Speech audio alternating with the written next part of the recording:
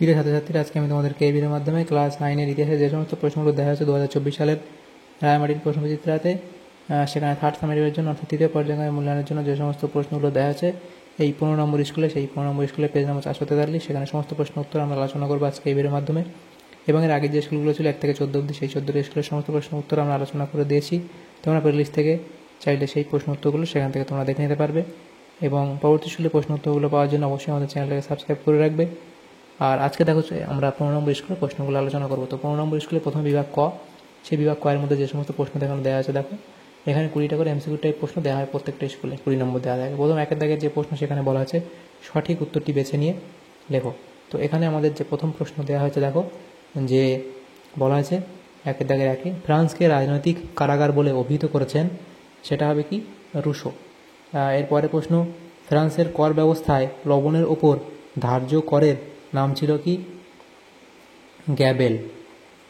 রাজা ষোড়শ লুইয়ের প্রাণদণ্ড হয় 1973 খ্রিস্টাব্দের 21 এখানে হবে জানুয়ারি, অর্থাৎ অপশান এ। এরপরে আছে যেটা বলা হয়েছে, নেপোলিয়ন কনসুলেট শাসন ব্যবস্থা চালু করেছিলেন।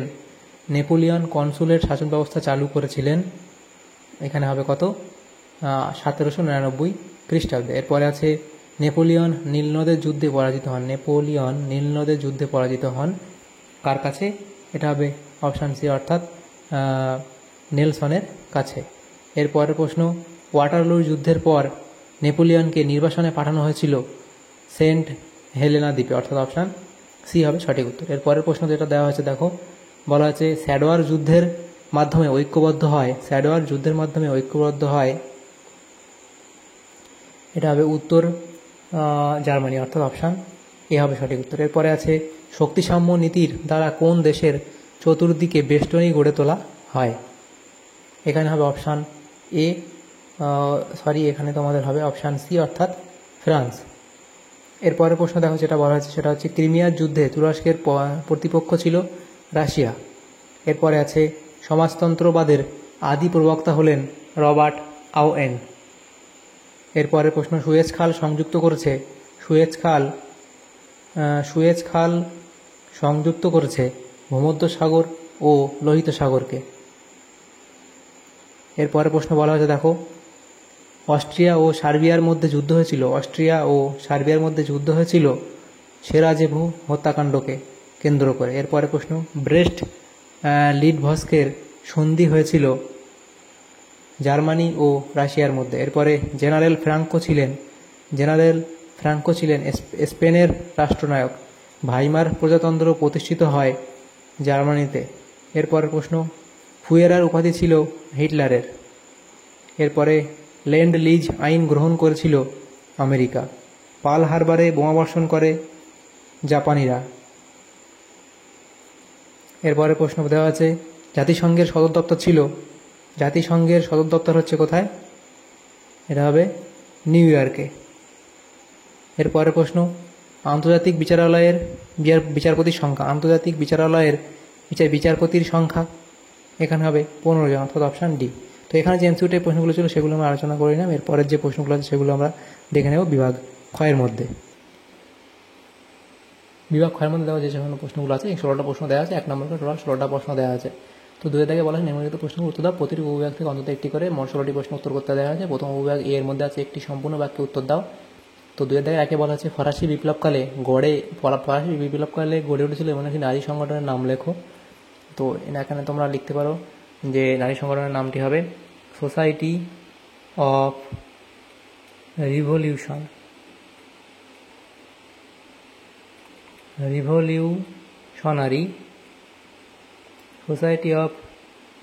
Revolutionary Republican women.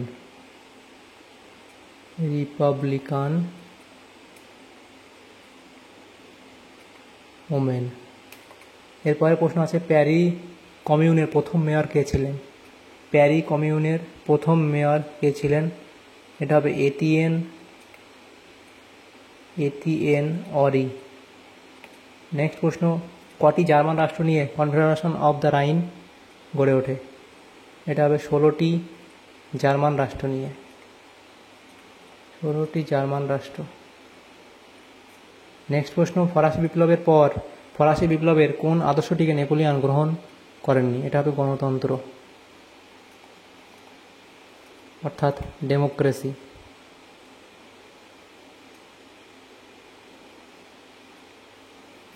ডেমোক্রেসিকে মেনে নেয়নি। এরপরের যে প্রশ্ন দেখো, উপবিভাগ বি এর মধ্যে সত্য মিথ্যা নির্ণয় করো। প্রথম প্রশ্ন, 1806 খ্রিস্টাব্দে সিজালপাইন প্রজাতন্ত্রকে ইতালীয় প্রজাতন্ত্র আখ্যা দেওয়া হয়, এটা ঠিক না ভুল? এটা মিথ্যা।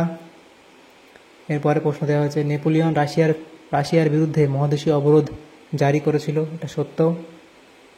জুলাই বিপ্লবকে সমর্থন জানিয়েছিলেন রাজা রামমোহন রায়, এটাও সত্য। এরপরে অস্ট্রিয়া ছাড়া জার্মান রাষ্ট্রসংঘের সব রাষ্ট্রগুলি জোলভের আইনে যোগ দিয়েছিল, এটাও সত্য।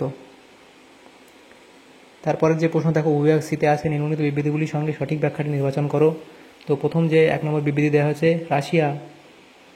বলা হয়েছে রাশিয়া বলকান অঞ্চলে সম্প্রসারণ নীতি গ্রহণ করে, এখানে ব্যাখ্যা তোমাদের সিটা সঠিক হবে।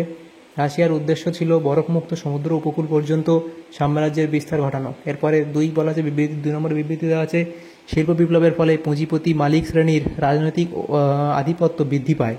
তো এখানে তোমাদের ব্যাখ্যা বিটা সঠিক হয়ে যাবে, যে শিল্প বিপ্লবের ফলে শিল্পপতি শ্রেণীর আর্থিক প্রতিপত্তি বাড়ে।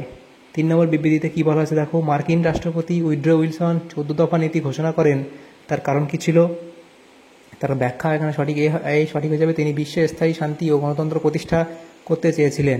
এরপরে 4 নম্বর বিবৃতিতে বলা হয়েছে 1945 খ্রিস্টাব্দের 30 এপ্রিল হিটলারের মৃত্যু ঘটে, এখানে ব্যাখ্যাটা কোনটা সঠিক হবে? ব্যাখ্যা বি সঠিক হবে, যে জার্মানির পরাজয় অবশ্যম্ভাবী হয়ে পড়লে হিটলার আত্মহত্যা করেন। তাহলে এখানে যে উপবিভাগ সিতে যে প্রশ্নগুলো ছিল বিবৃতি এবং ব্যাখ্যা, সেগুলো আমরা করে নিলাম। এরপরের প্রশ্ন দেখো, উপবিভাগ ডিতে দেওয়া ছিল কয়স্তম্ভের সঙ্গে ক্ষয়স্তম্ভ মেলাও, এখানে কয়স্তম্ভ আছে ব্লিটজ ক্রিগ যুদ্ধ পদ্ধতি, তো এখানে এটা হবে কি আমাদের হবে জার্মানি, অর্থাৎ অপশান ডি এর সাথে মিলবে। এরপরে আছে ক্যাশ অ্যান্ড ক্যারি, এটা হবে মার্কিন যুক্তরাষ্ট্র।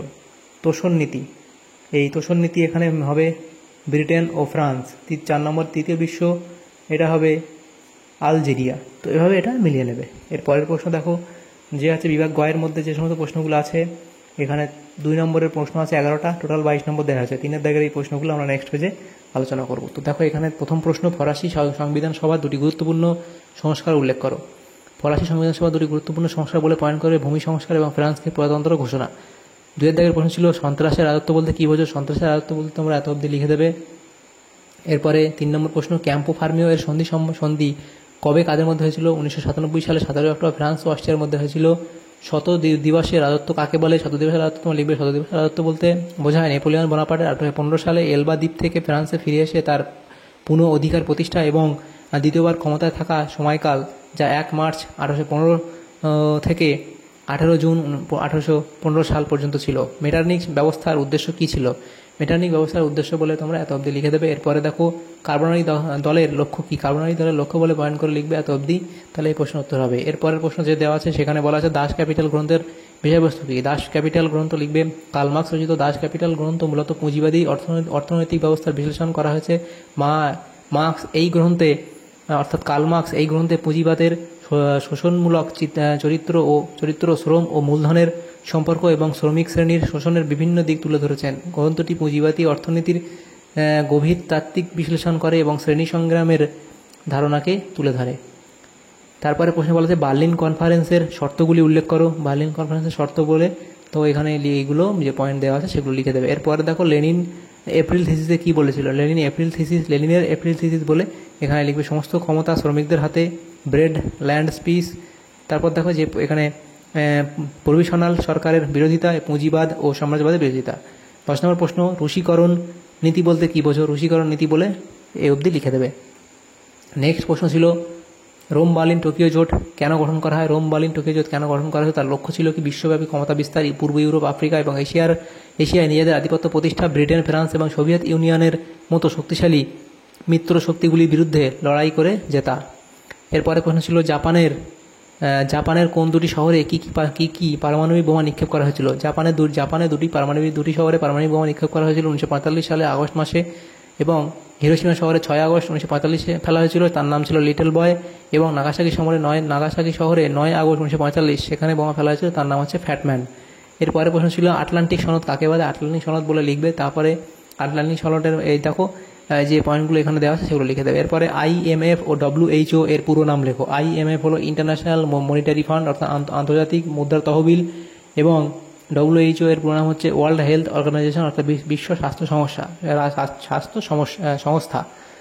এইগুলো তোমরা লিখে দেবে। এরপরের প্রশ্ন দেখো ঘ, সেখানে যে প্রশ্নগুলো দেওয়া হয়েছে বিভাগ ঘয়ের মধ্যে 6টা প্রশ্ন উত্তর করতে হয়, প্রত্যেকটা প্রশ্ন মান আমাদের 4 নম্বর করে দেওয়া হয়েছে। তো এখানে বিভাগ দেখো, একটা বিভাগ, 2, 3, 4, 5, 6টা এ পর্যন্ত বিভাগ, এ থেকে এ পর্যন্ত 6টা বিভাগ দিয়েছে। প্রত্যেকটা বিভাগে 2টো করে প্রশ্ন আছে, আমাদের একটা করে প্রশ্ন উত্তর করতে হবে, টোটাল 6টা।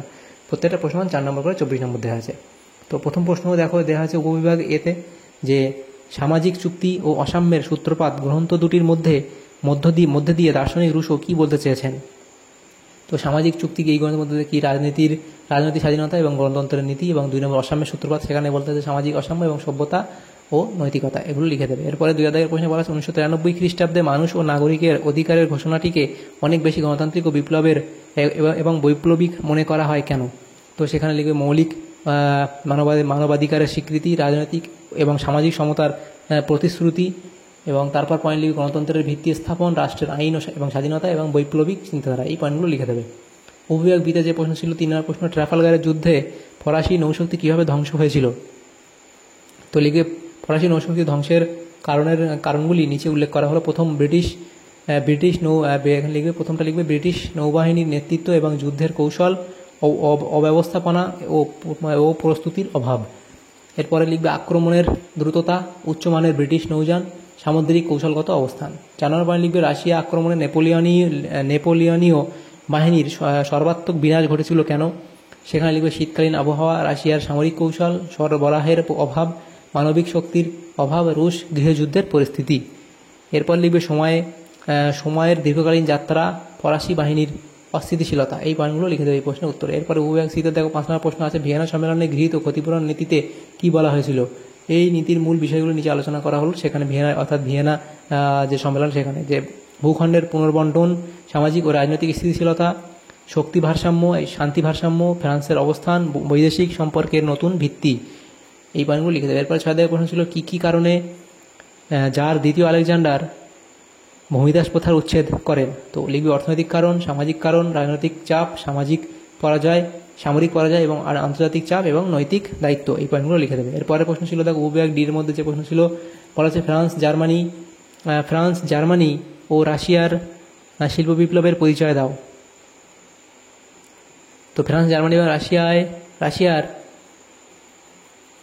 শিল্পায়ন প্রক্রিয়া বিভিন্নভাবে এবং ভিন্ন ভিন্ন সামাজিক অর্থনৈতিক প্রেক্ষাপটে ঘটেছে। নিচের প্রত্যেক দেশের শিল্পায়নের সংক্ষিপ্ত পরিচয় দেওয়া হলো। তো ফ্রান্সের শিল্পায়ন, সেখানে লিখবে সময়কাল, প্রক্রিয়া, কেন্দ্রবিন্দু, প্রভাব এবং সামাজিক পরিবর্তন। জার্মানির ক্ষেত্রে লিখবে সময়কাল, প্রক্রিয়া, কেন্দ্রবিন্দু, প্রভাব, সামাজিক পরিবর্তন। রাশিয়ার ক্ষেত্রে সেম, সময়কাল, প্রক্রিয়া, কেন্দ্রবিন্দু, প্রভাব, সামাজিক পরিবর্তন। এই অবধি লিখে দেবে প্রশ্ন উত্তরে। এরপরের যে প্রশ্ন ছিল সেখানে আটা থেকে বলা আছে যোগাযোগ ব্যবস্থার উন্নয়নে টেলিগ্রাফের প্রচলন কতটা সহায়ক হয়েছিল? দ্রুত যোগাযোগ, দূরত্বের প্রতিবন্ধকতা কমানো, ব্যবসায়িক সুবিধা, রাজনৈতিক যোগাযোগ, সংবাদ সম্প্রচার, সামাজিক পরিবর্তন এবং প্রযুক্তির উদ্ভাবন, এই পয়েন্টগুলো লিখবে। এরপরে প্রশ্ন দেওয়া আছে উপবিভাগ ইতে টিকা লেখো নারদনিক আন্দোলন, পরিচিতি, মূলে থাকা দর্শন, প্রধান বৈশিষ্ট্য বলে লিখবে কৃষক কেন্দ্রিকতা, শিল্প ও সাহিত্য, সামাজিক সংস্কার এবং রাজনৈতিক প্রভাব। এবং প্রভাবের মধ্যে লিখবে গীত অবধি প্রভাব লিখবে এবং তারপর সমাপ্তি বলে এত অবধি লিখে দেবে। এরপরে প্রশ্ন ছিল ভার্সাই সন্ধির অর্থনৈতিক শর্তগুলি কিভাবে জার্মানির জাতীয় অর্থনীতিকে ধ্বংস করে দিয়েছিল? যুদ্ধের ক্ষতিপূরণ, উৎপাদন ক্ষমতার হ্রাস, মুদ্রাস্ফীতি, বাণিজ্যিক নিষেধাজ্ঞা, রাজনৈতিক অস্থিতিশীলতা, জলবায়ু ও জমি হারানো, লেখো জমি হারানো, এই পয়েন্টগুলো এত অবধি লিখবে। এরপরে উপবিভাগ এফ ছিল কি অপারেশন বারবারোসা ও অপারেশন টাইফুন বলতে কী বোঝো? অপারেশন বারবারোসার মধ্যে সময়কাল, অর্থ, লক্ষ্য এবং পরিণতি।